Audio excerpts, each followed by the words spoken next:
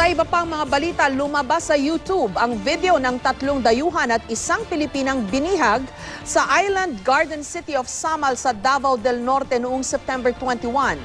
Maayos naman daw ang kanilang kondisyon pero nanganganib ang kanilang buhay.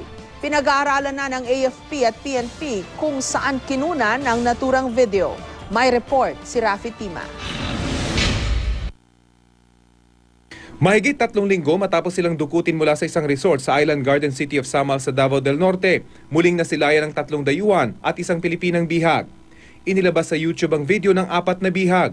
Hindi na po namin ipapakita ng buo ang naturang video na tumagal ng mahigit 2 minuto. Sa unang bahagi ng video, isa-isang nagsalita ang mga dayuhan, sina Norwegian Resort Manager Kjartan Sekenstad at ang mga Canadian guest ng resort na sina John Ridstel at Robert Hall. Maayos naman daw ang kanilang lagay pero nanganganib umano ang kanilang buhay. Tanging ang Pilipinang si Marites Flor lamang ang hindi nagsalita sa video.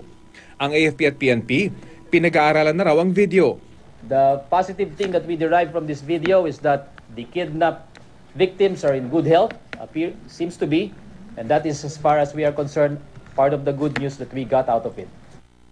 Bukod sa mga nakaupong bihag, kita sa video ang watawat na hawig sa mga ginagamit ng grupong ISIS o Islamic State of Iraq and Syria, ang bagong terrorist group sa Middle East na pumalit sa Al-Qaeda at nakilala sa walang habas na pamumugot ng mga bihag.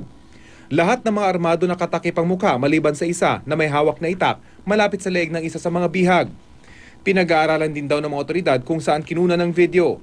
Dahil hiniling ng isa sa mga kidnapper na itigil ang operasyon ng militar, nanindigan ng pamahalaan at tuloy ang kanilang operasyon para mabawi ang mga hostages. We can assure you that the safety of the hostages is always foremost in our minds. Ang tumatayo raw na spokesperson ng armadong grupo ayon sa anti-terrorism expert na si Professor Romel Banlawi ay posibleng kaanib ng Tanong Group, isang subgroup ng Abu Sayyaf na nasa ilalim ng isang nagngangalang Sawadyaan.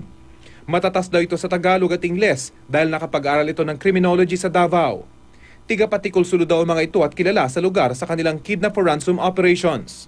Ayon pa kay Professor Banlawi, ang tumatayong tagapagsalita ng armadong grupo ay na-monitor na nakikipag-ugnayan sa mga banyaga sa bansa na may koneksyon umano sa grupong ISIS. Ang AFP maingat naman sa pagbibigay ng impormasyon hanggat hindi pa raw nila nakukumpleto ang pag-aaral sa linalaman ng lumabas na video.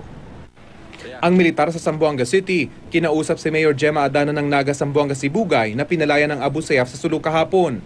Pinakitaan din daw si Adana ng mga litrato ng bihag mula sa Samal pero wala raw isa sa kanila ang nakilala ng alkalde. Kaya ang AFP hindi pa rin kumbinsido na nasa Sulu na nga ang mga bihag.